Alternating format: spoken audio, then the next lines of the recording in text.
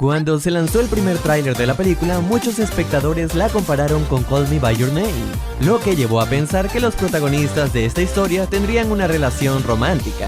Y de hecho, algunos incluso después de haber visto la película todavía creen eso. Pero no, Enrico Casarosa, el propio director de la cinta, afirma que esta historia se trata simplemente de una gran amistad. Sin embargo, sí es cierto que cuenta con varias alegorías de lo que sería sentirse diferente a los demás, de cómo algunos te juzgarán por ello, pero mostrando que también podrás encontrar en el camino a buenas personas que te aceptarán tal y como eres. Hay personas que jamás lo aceptarán, pero otras sí, y parece que ya sabe cómo encontrar a las buenas. Ya han pasado casi 20 años del estreno de Monsters Inc. y este 2021 se estrenó Monsters at Work, la nueva serie que está ambientada un día después de que arrestaran a Waternoose, por lo que la premisa trata acerca de cómo los monstruos asustadores tendrán que adaptarse al nuevo sistema de trabajo, en el que en vez de asustar tendrán que aprender a dar risa.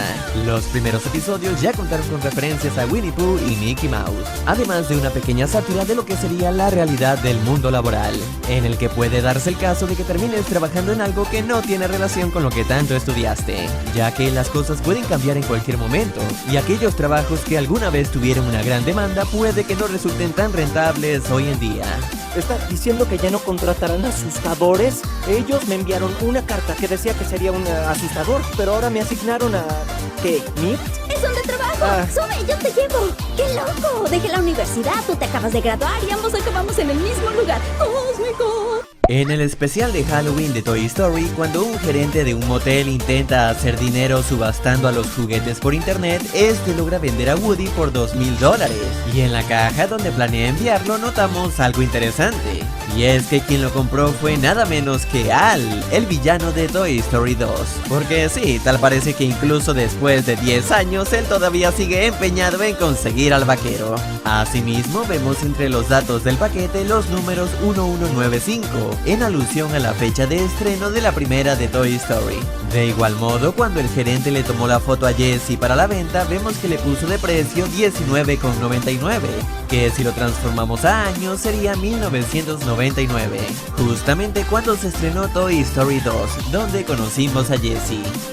Si recuerdan, al final de Monsters Inc., Mike le construye la puerta a Sully para que así pueda volver a ver a Boo.